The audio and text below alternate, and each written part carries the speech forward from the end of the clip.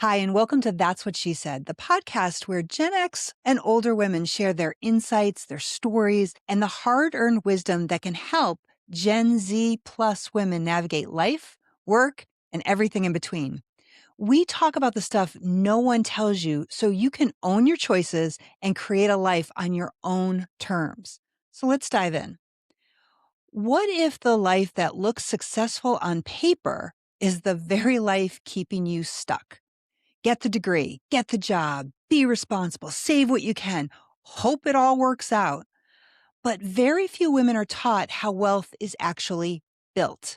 Hmm. Liz Faircloth was on a completely different path, studying to become a social worker when one book changed everything. In that moment, Liz was sent into a world she hadn't been raised in, real estate investing. And it changed the trajectory of her life. After a year of classes, analyzing hundreds of deals, and hearing no again and again, Liz and her now husband bought their first duplex outside Philadelphia in 2004 using a $30,000 family loan to get started. She survived the 2008 real estate crash. She scaled into millions in residential and commercial real estate across 6 markets. Liz built teams, systems, and most importantly, long-term generational wealth. But the biggest turning point wasn't just financial. By 2013, Liz had passive income, a growing business, a healthy baby, and success on paper. But she still felt empty, and that emptiness led her somewhere bigger than money. Liz realized what she wanted wasn't just wealth, it was meaning, connection, and helping women create lives on their own terms.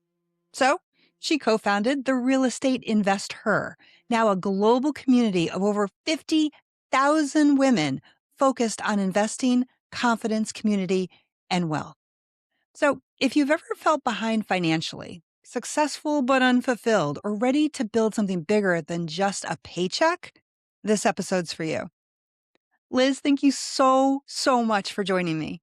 So good to be here, Dr. Robin. So nice to see you again, too. It's so good to see you.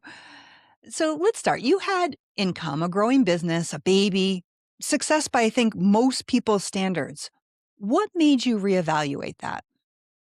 Well, part of it, right, is your all your hormones are everywhere when you have a new baby. So I'd be There's that. remiss to say that. But it wasn't just that. It was, I was really feeling a lot of feelings I hadn't felt before, and exploring motherhood and getting used to the new normal of taking care of my newborn. That was part of it. And at the same time, asking myself a lot of questions because I was starting to work more in the business with my husband. I had taken different roles over the years. I started the business with him. I worked full time. Then I kind of took a step back and worked on my consulting. So it was like I literally had so many different roles over the years. And when we had our newborn and I was going through a lot of different emotions, a lot of different feelings, I remember the conversations I had with my husband at the time, and I'm like, is this it? Right? Not that is this it, because I was very grateful for what we had.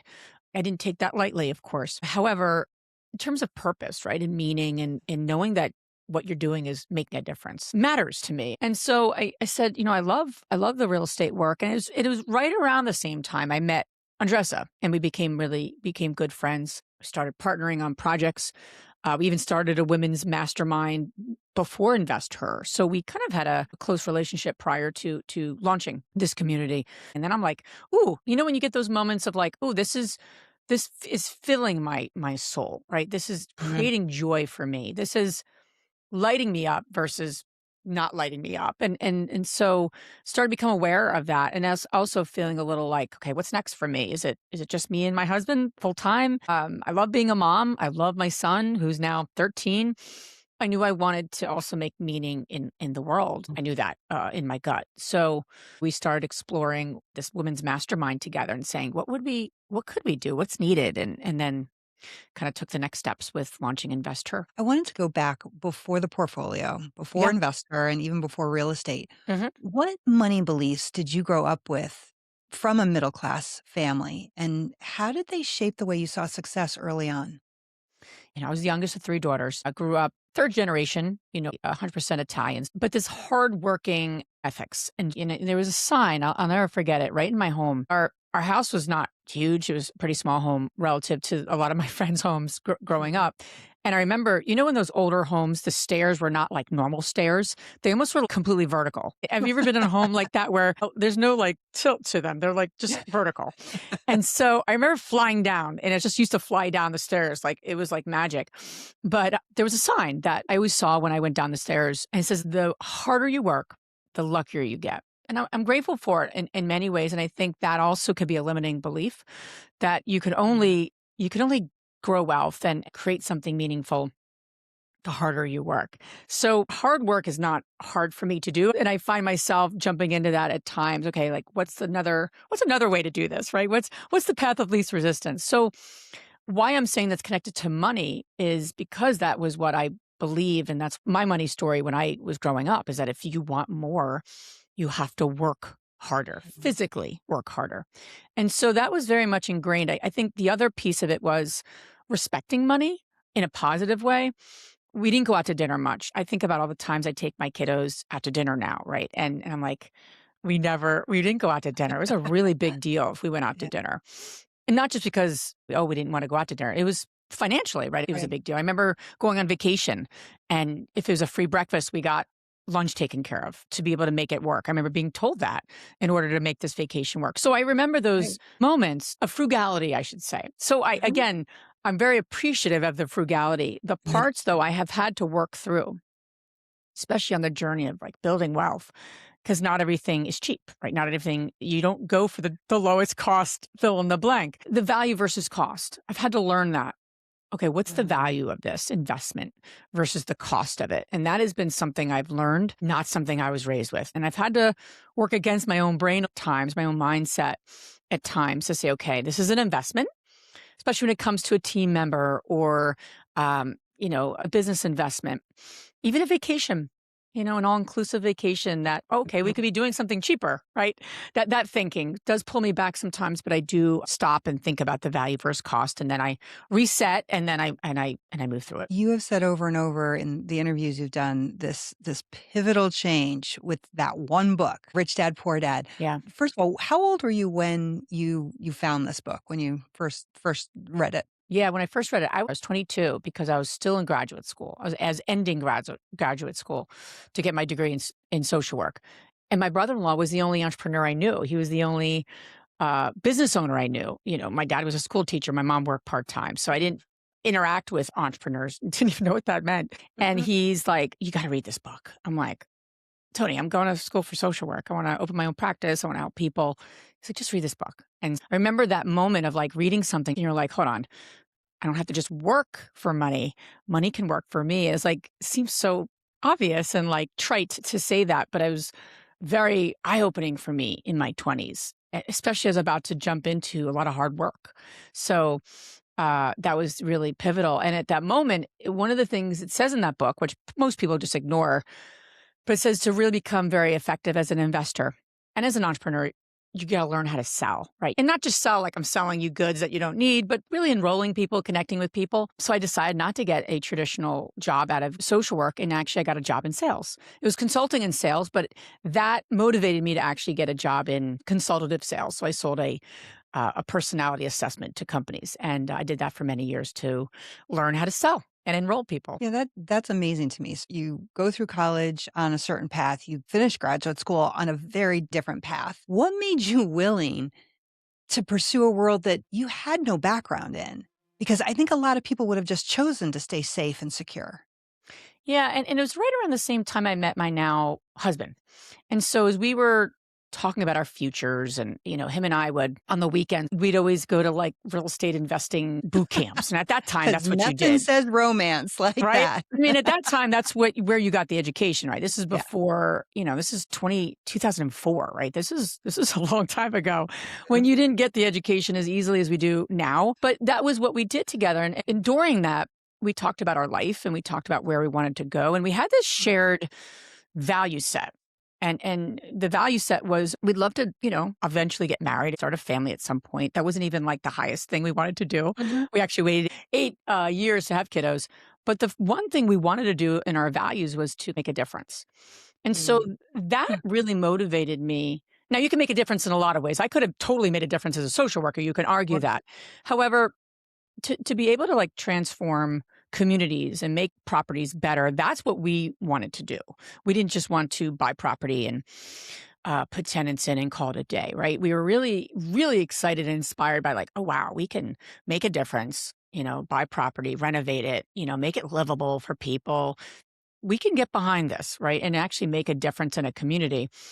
Mm. That was very exciting to us, and that was very inspiring to us. So that really pulled me to create something meaningful, not just, let me go buy a bunch of properties and call it a day. We wanted to create something more meaningful for ourselves and for the world. I know that sounds very esoteric, but that was our original vision. That was our original intent. And that really has carried us too. Having those dreams is such a wonderful, ideal spot to really start. But my guess is that the success didn't happen overnight. No. I mean, it couldn't have. So, what made you stay with that plan? What made you and your now husband continue to follow those dreams when at the beginning there might not have been a lot of proof that it was going to Yeah. manifest? Yeah. In our first property, we got a loan from my father for 30,000, which again was a big deal. My grandmother had passed away. So my parents got into some inheritance and they loaned us the money at a 6% interest rate, which was lovely at the time. So, but it was a big deal and I didn't take that lightly. And he said, "We believe in you. We believe in you." And it was actually my boyfriend at the time. So that's even more of a act of Yeah, faith to that's be lending money to yeah. me and my now 20-year husband. But still at the time we were boyfriend and girlfriend about to be engaged. And I remember we bought a duplex and both tenants within a week moved out in the middle of the night. So we had a vacant property, Oh no my money god. coming in. And the amount of work that the property needed was above the budget that we had anticipated. That's a common story, especially when you're starting out in real estate and you have to renovate property. And so I remember, like, I can't lose my dad's money. Like, that's a Yeah, really big deal. My dad doesn't just have 30,000 to throw around. I wouldn't want to lose his money anyway, but especially of the course. meaningfulness of the money, right? Being money that was inherited and passed along. So we got to work and we figured it out. And that has been the theme of me and my husband's journey is we figure it out. We don't give up. But I Mm. think for us, there's been many pivotal moments that we've had to face hard times. And the next pivotal moment came when it was, 2008 when the market crashed and we had a vacant commercial building. And we're like, there's not going to be one tenant that needs a 10,000 square foot building in Trenton, New Jersey at the time. And there wasn't. So we had to get to work and figure it out because our numbers and projections were based on one tenant. So got to work and we ended up converting that 10,000 square foot building into multiple small offices, kind of like a Mm. Regis and a shared space, but Yeah. before its time. We kind of were like, okay, we're not doing anything fancy here. We just need to break up this building and start getting rent into the building. And so we figured it out. And there's just, I can keep going, right? There's these moments that stop you in your tracks and you're like, what are we going to do? And how are we going to solve this issue? And you keep going and don't give up. It's really Mm. easy to say, but I think for us, the last thing I want to do is ever give up. I'm a very stubborn, and I think I got that Italian blood in me. And there's moments you have to pivot. There's moments that things aren't going to work out and you have to let go of the reins. As I've gotten older, I realize that more. I think all these moments over the years just makes you stronger, makes you Mhm. smarter, and you have to learn from, okay, that's not going to happen again. How did we get ourselves into this? And how do we make sure that that doesn't happen again? Right? We're very reflective, and same with me and Andressa with the work we're doing at Investor. Like, okay, what worked, what didn't work, and what can we do moving forward to make this better? How did you manage the fear that sometimes hits you when things didn't work out the way you thought, or there was a sudden, unexpected surprise? How did you get yourself past that to keep moving forward, to just take the next step? I think in every moment, because there's been so many. I mean, I can remember even not during our first investor con. We had this idea of creating a conference out of nothing, and we're like, we're tired of men getting on stages and talking to Mhm. women. We want women talking to women, and we want to be that stand for the community. So we put our first conference together, and you have it at a hotel. It's a lot of rest you're taking to fill the seats. And I remember there was a speaker, and they were talking, and then the fire alarm goes off. like a piercing noise where like the fire alarm is going off in the middle of our conference. So everyone has to evacuate. They think there's a fire in the building. And it's not one that like we were going to lose money over necessarily. However, that was not in the plan, right? We were so Mhm. planful for our conference, and all of a sudden, everyone in the conference is outside waiting for us to get some insight of what is going on. So there's these moments, right? That was a moment. It was 15 minutes. We got back in, everything was fine. But I think the key, and I'm thinking about that because I'm gearing up for our next conference, but I'm thinking about that because you get into solution mode and you're like, okay, what is it that I'm trying to accomplish here? What I'm trying to Mhm. accomplish is an experience for these women to make a difference in taking control of their financial future. So you create content out of that. That wasn't an expected thing. So of course we tie that into a story that we're going to tell. Hey, you got to pivot. You got to shift things up. That this one speaker had to leave. So we had to move things around and you get creative. So the key is like being on purpose, Robin. It's like, what am I here to do? And let's get into solution mode to get us Mm. to that kind of vision or that why are we here doing X, Y, and Z. And so as long as I keep focused on that, I move through that challenge, even though it's uncomfortable sometimes and frustrating, or like, whoa, didn't see that coming, planned everything, didn't see that one coming, right? And we all have moments like that. Some of them are more intense, some of them are quicker, some of them are longer. But I think that's the key for me is like, what am I here to do? What's the purpose? Let's focus on that. And how do we move towards that versus the problem? So instead of focusing on the fear, the failure, the exact moment that's creating those, you jump ahead or to landing on what's the goal. And Yeah, now how do we get to that goal in a different way? Because the way we thought it was going to happen isn't correct. working. Is that Or correct? correct, exactly. Or what we had anticipated isn't what is happening right now. Mm. Yeah. That pivot is intense. Honestly, Liz, it's to shift in those moments is an incredible skill that I think some of us learn. I do believe some people just have that innate Yeah. ability to have their brain switch. But for women, we are taught, and again, I love your mug, matches my shirt, just saying. But but a lot of women are taught that they should just be grateful for the life that they've built. Yeah. And even when it doesn't fit them anymore, that they Yeah. should be grateful for what they have and not strive for more. What would you tell women that have that ingrained learning in their brains?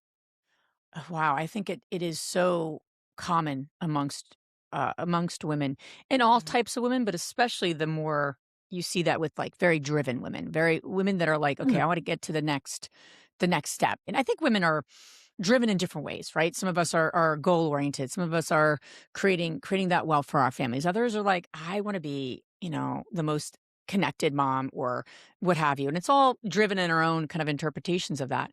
For me, I've worked with and have so many women in our community that are building businesses, right? They're building portfolios. And what stops them sometimes is gratitude piece, but I also see it as more of like like dimming their light. So it's mm, it's like I should be grateful for what I have, and I'm almost not worthy of this, whatever this is. And sometimes it's the negotiating a deal where you're underselling what your worth is in a partnership, in a project.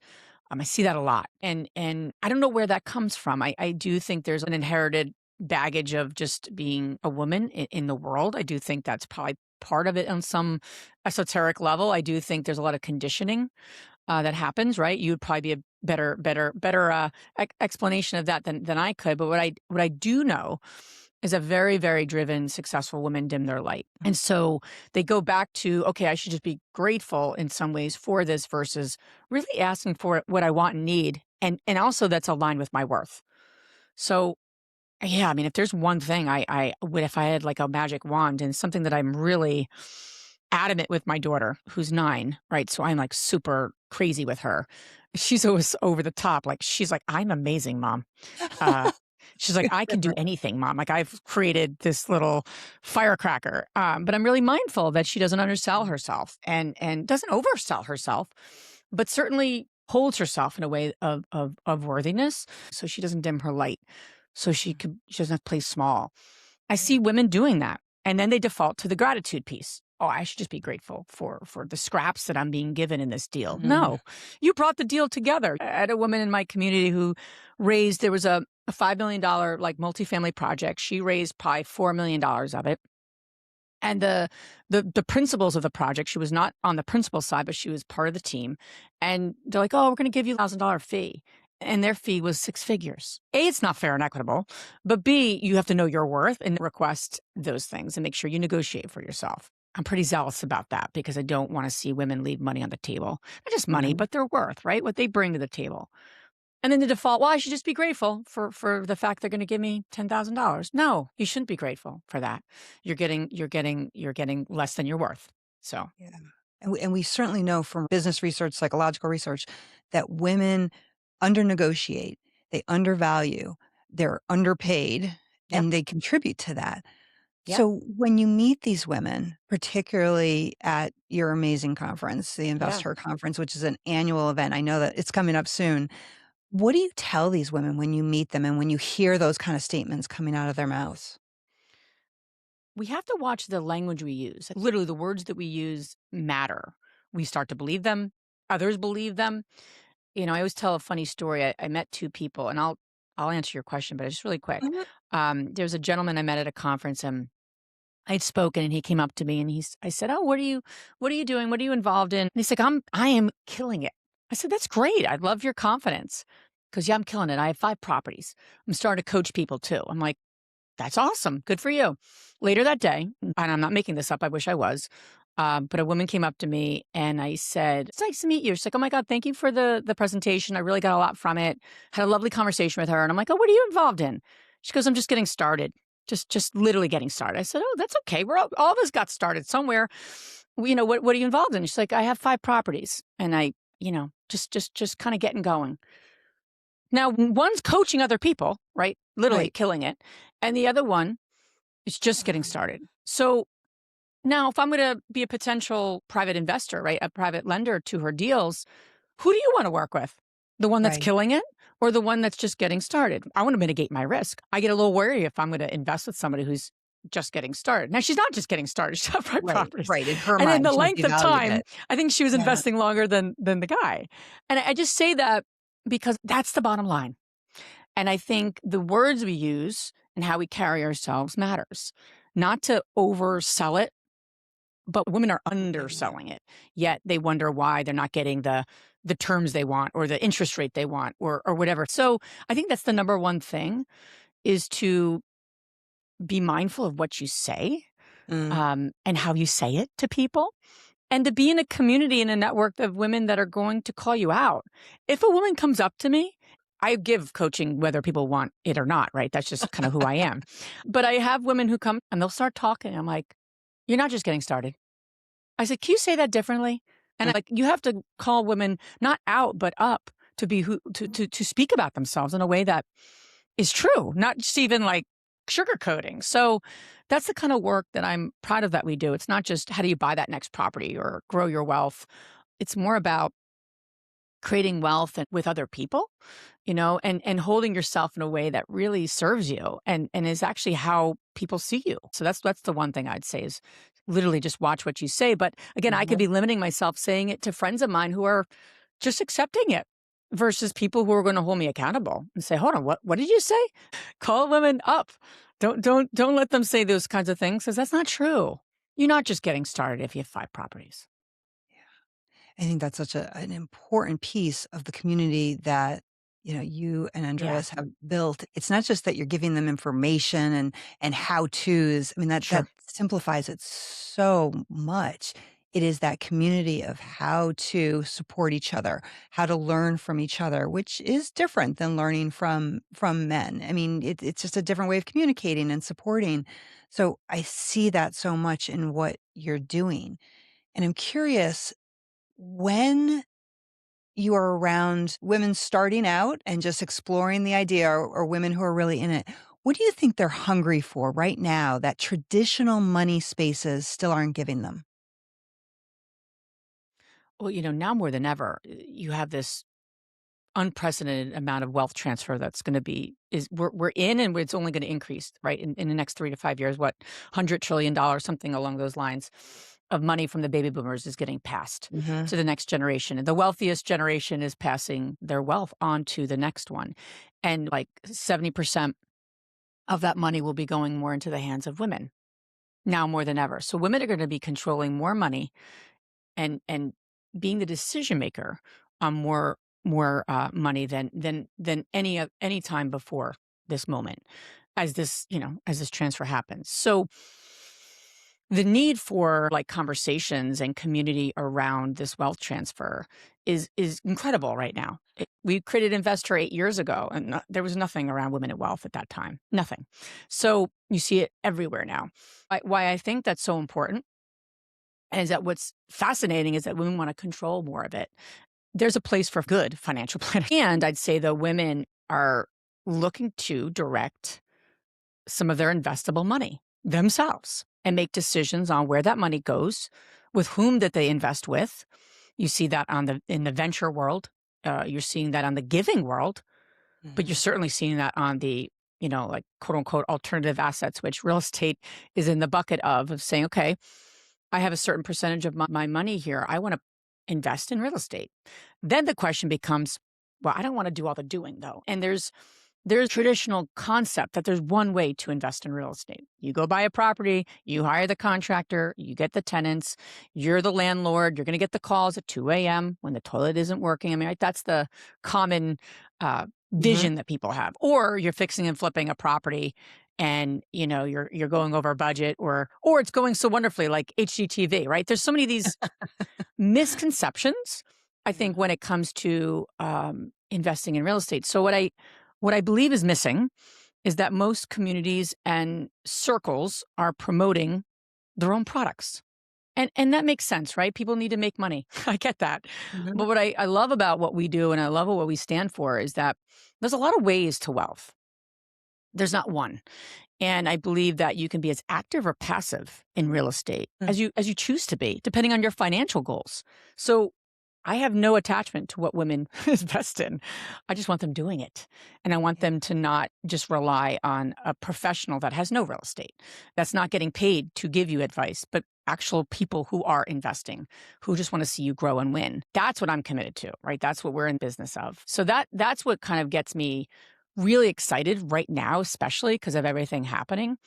But I think there's a lot missing in the traditional circles. And I do believe that people promote what they want to promote because it's self-serving, and that's the bottom Mhm. line. And again, that's called capitalism.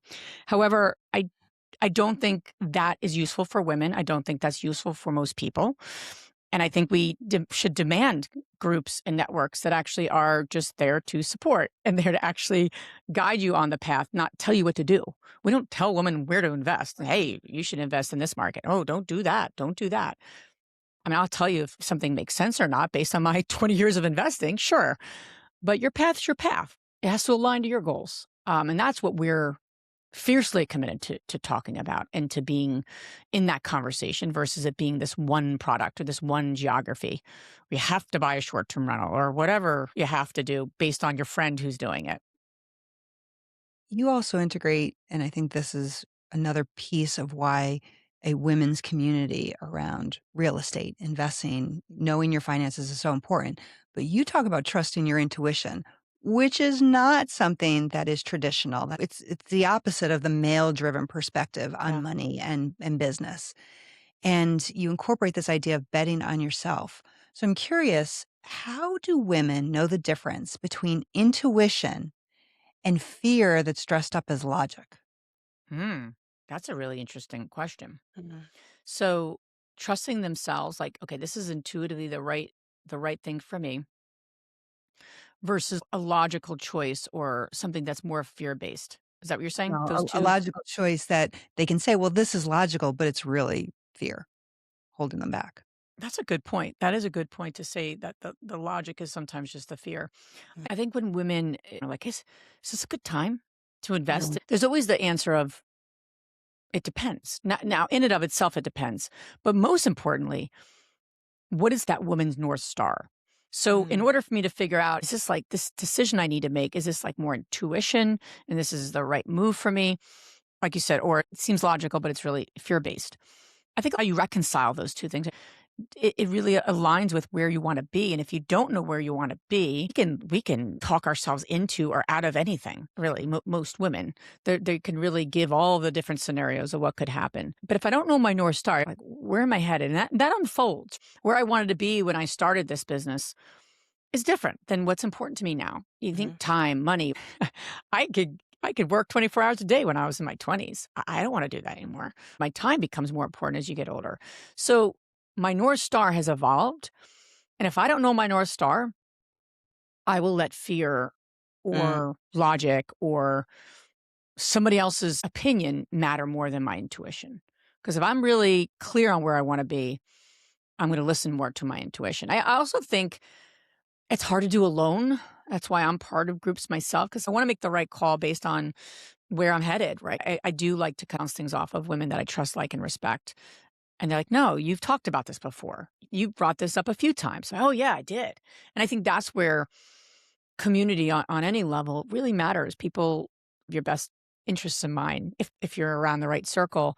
And they also have heard you talk about certain things that, again, are either dressed up as logic or a fear or more of like intuition and kind of things that have been true to you for a while. But that's how I would reconcile is where do you want to be and being honest with yourself. Yeah. And that intuition, I also believe, pulls you closer to meaning because I think anybody, man or woman, can forget that achievement and meaning can sometimes create a divergence in us. You know, we're Mm. thinking about what can we achieve? How can we grow? And we lose some of the meaning. I mean, you demonstrated that. You could have stayed on strictly the real estate path with you and your husband and not thought about, but what else? What else Hmm. do I want to do? How else do I want to create connection? What else do I want to do to have impact? And you blended achievement and meaning. So, how did you make sure you didn't lose that part of yourself, the part of your intuition that was saying, "There's something more to do. There's something more to offer." I think something that I've developed over the years has been, I mean, I can move very quickly, and I get into action very easily. It's one of my favorite things just to do stuff and cross things off my list. And so as I've gotten older, and there's a place for that, right? I mean, you give me something to do, I get shit done, excuse my French. However, I think as I've navigated from stages of life, different seasons, the need for like quiet and solitude Mm. and silence, I value in a way that I didn't value when I was in my 20s or 30s. Now I'm at my late 40s, but still, I think I even went on a silence retreat. It was like a Oh. spiritual retreat this past weekend, and I was in solitude for 33 hours. I didn't talk to anyone. I was by myself, which for an extrovert was the first time ever did anything like this. It was very, very difficult. You know, your mind goes into some funny places when all you Mhm. have is time. And my point all to say is that you don't need to do a silence retreat to get that. However, I do recommend it. It was amazing. But something that I have done prior to that, that I always recommend to women is like, have like a weekly State of the Union where you are quieting your mind, whether it's at home before the kids get up, or you go take yourself to a coffee shop and like spend a half hour, 15 minutes asking yourself the questions of what's working, what's not working, where am I with what's happening in my life right now, personally, professionally, what's coming up for me. Literally, I ask myself, what is coming up for me? Because if I don't ask myself that, Robin, I'll just keep moving Right. naturally. I really will. I'll just keep getting things done, and then I'm like, oh, why am I so resentful about that? Oh, and it's those questions that then get us clear to get clear with our intuition. We know the Mhm. answers. A lot of us know usually the answers, we just don't take time to even listen to them. I think that's the challenge because we're into our phones, we're into everything. It's easy, right? It's easy. So I would highly recommend this weekly. I call it the weekly State of the Union. I have it on my calendar, named that way, and it's really important for me. Now I'm like, okay, now I'm taking it to a different level with my silence retreats, but. At the minimum, on a weekly basis, you should have some time to yourself. Not just to stare out the window, but to ask yourself, how am I doing? Right. Emotionally, what's coming up for me? What's working? What's not? And then I get into ideas in those moments.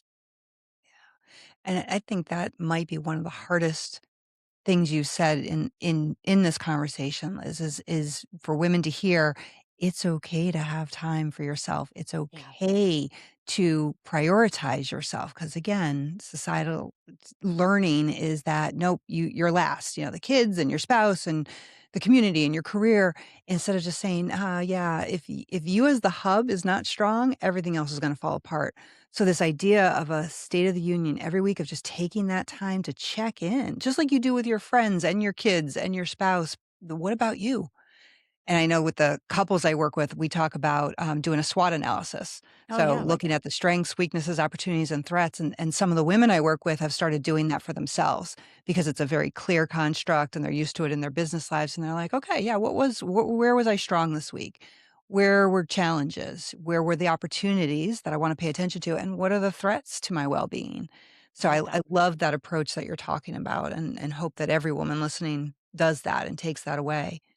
It But for a woman who might be listening right now and she feels behind financially or unsure where to start or scared that she's missed her chance, what would you tell her to begin building right now? First, it's relatable, right? I mean, I could say I've done X, Y, and Z in my life, and then in certain areas of my life, I could feel behind, right? Mhm. So we always end up measuring where we want to go versus where we've been. It's very, very, very common. So, but we want to move through that. And so I would say feeling behind financially is a feeling. I think what ends up happening for a lot of women is that they feel financially behind. But then when they really look at their numbers, they're not quite as behind as they thought. We often think things are worse than they actually are. So that's my first point. But my second point is if you do want to move and expand your financial future and make some steps, the biggest thing to do is two steps. Where do I want to be? I think women feel behind, but they don't even know where they're going. So how am I Mhm. behind if I don't know exactly what my that Good North Star point. is Mhm. financially, lifestyle? Um, and then you say, okay, where am I? Where am I really? So if you know where you want to be and then you know where you are, then the question is, and I think this is the miss for most people is that we think we are starting in zero and we have so much to learn, so much to do. There is knowledge you need if you're going to invest in real estate. I'm not going to say there isn't. However, women bring so much to the table. They may have time, they may have money, they may have a certain geographical expertise, they may have a project management ability, an analytical ability.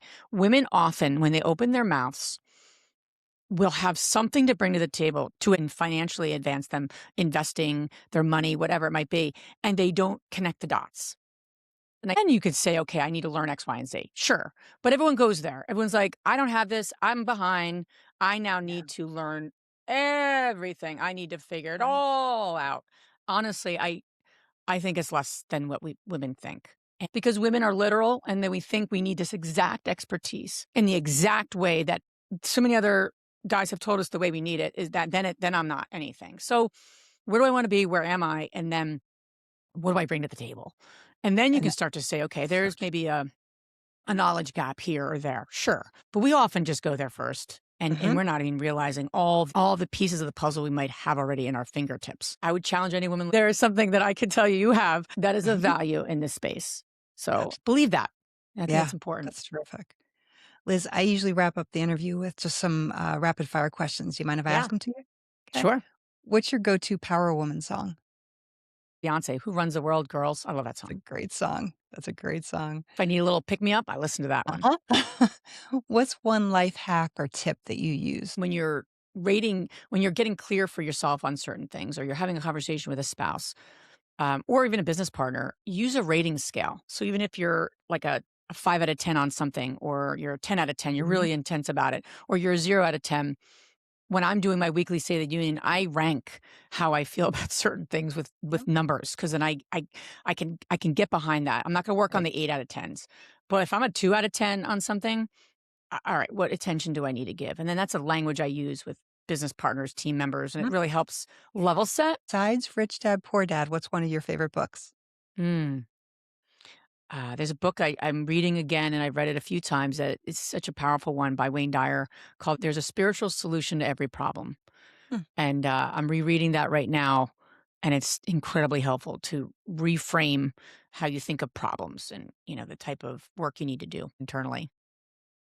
What's one belief you had to unlearn? I think the biggest belief I've had to unlearn, especially as an investor, is that every deal is gonna go great. You're always gonna make money. It's always gonna be like a home run, if you will, every project, every deal, every investment, and that's not the case. I don't want a lot of those, but, sometimes projects and deals don't work out the way you plan them, and you have to learn from them. It doesn't mean you're a bad investor. It just means you have to Right. get up and learn from them. Exactly. And then what's something you do every day to take care of yourself? I do a daily reading, a spiritual reading, and then I do a meditation, and I really get clear on what I want in the day. Not what I need to do, but what I wanna see.